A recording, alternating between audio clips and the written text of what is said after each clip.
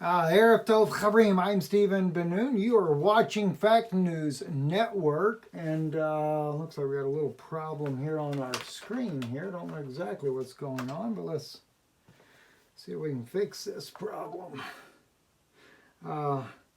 Might take a minute or two for you guys to be able to join in here because we've never done a live broadcast here on Fact News Network. And I have a problem already. We're not supposed to be on that. We're supposed to be on an HDMI tag there. So I'm not aware of what you guys might be able to see. It's the first time we've been here on Fact News Network. What we have here is that 3 rockets have landed inside the green zone. This is video footage of the event there. You could actually hear in the background there, I think. These rockets landing in there. Got to thank our friends there from the Middle East there that are our correspondents there in the Middle East, or for the Middle East there, for sharing this information with us here, that it was actually going on.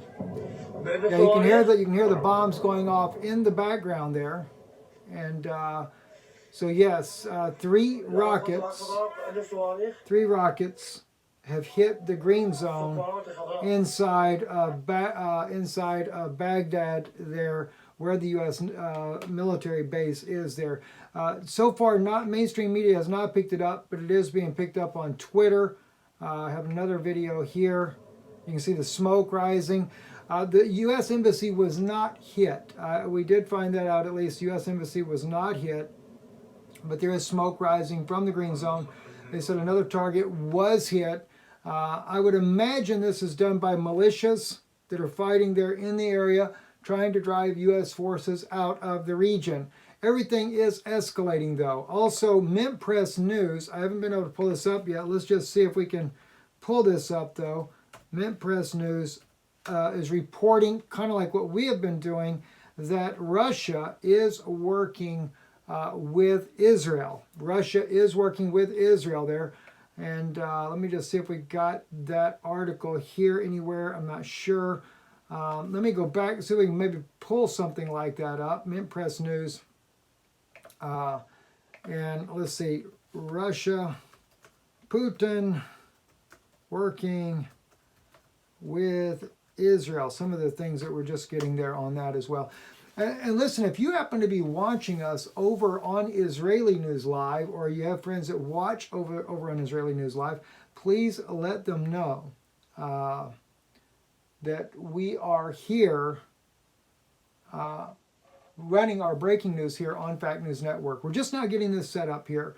So we'll be doing more and more. We'll be doing the breaking stories here and try to do our overcap news over on Israeli News Live, like the one we did earlier today. Even though I did it live, it still was more information that I was sharing over there. So we want to do more and more here, and not as much here, but less over there. Anyway, I don't know. Maybe this could be the article here. I'm not really sure. But Russia and Iran clash visions for Syria's future. Yeah, the picture seems to say it all, right? Putin and Netanyahu, good friends there, right? Rivals of the West in their own right. Iran, Russia today are major power players in the Syrian imbroglio. Their convergence and interest in helping eradicate extremist terrorist proxies utilized by an array of rival states against their mutual Syrian ally has allowed them both a significant degree of say in Syrian affairs and how that country's future will plan out.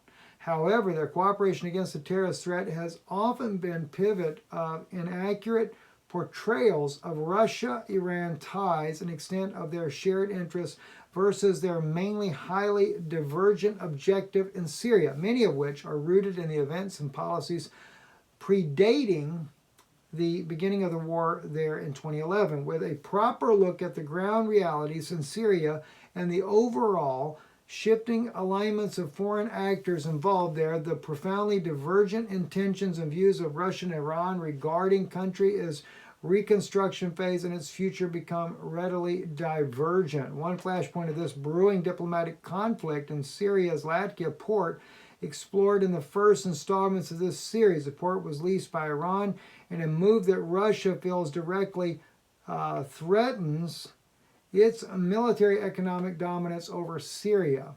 Russia has its own military presence in Latvia and home to the Russian-controlled Hmeim Air Base and the Russian-operated Tartus port. To complicate the matter further, Banyas port, located between Latvia and Tartus, is also being strategically used by Iran. Anyway, I don't know if this is the article or not. Someone was just sharing with us that Putin and Netanyahu were working together. Now we've been reporting on that for quite some time, but just kind of curious to see if there was anything else going on that.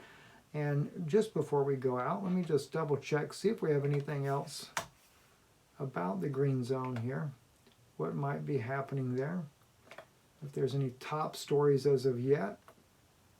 So far, nothing that I can see, so and let me just check if RT's covering anything on this as of yet. Rockets fired at Baghdad's green zone, U.S.-led coalition military base reported hit.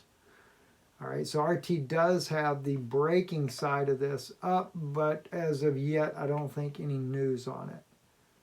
Okay, the U.S. Embassy in Iraqi capital Baghdad reportedly came under rocket fire. Several blasts have been heard at the green zone, hosting diplomatic compounds and U.S.-led coalition base. The explosions reportedly rocked the U.S.-led coalition military base in the city, located just outside the embassy. Reuters reported citing a U.S. military source, Union 3, the coalition base, which sits across the street from the diplomatic compound, reportedly was the exact target of the rocket fire.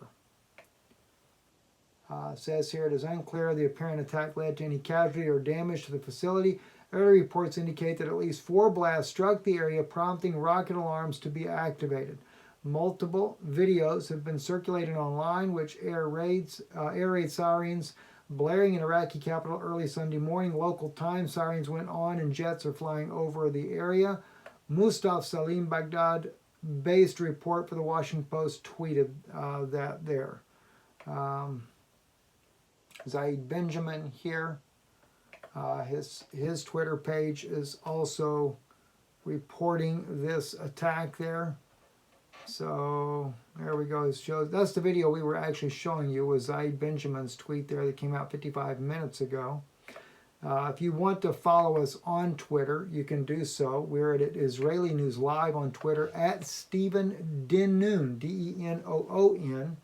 My actual name was already taken on Twitter, so I don't have any way to be able to change that. So I use the pin name in which we write under. So just for your information on that, I want to follow Zaid Benjamin, seeing as he's actually there, might pick up more things that are going on. So we'll continue to follow this, especially tomorrow, to see if there's any fatalities that may have happened. We certainly pray that there was no fatalities, but it does put American soldiers in harm's way there inside of Iraq. Especially the more these things heat up, the more volatile it becomes. I'm Stephen Benoon. You're watching Fact News Network. Got to get the right names here. So many different channels now we're dealing with. Anyway, blessings to you, and thank you for watching.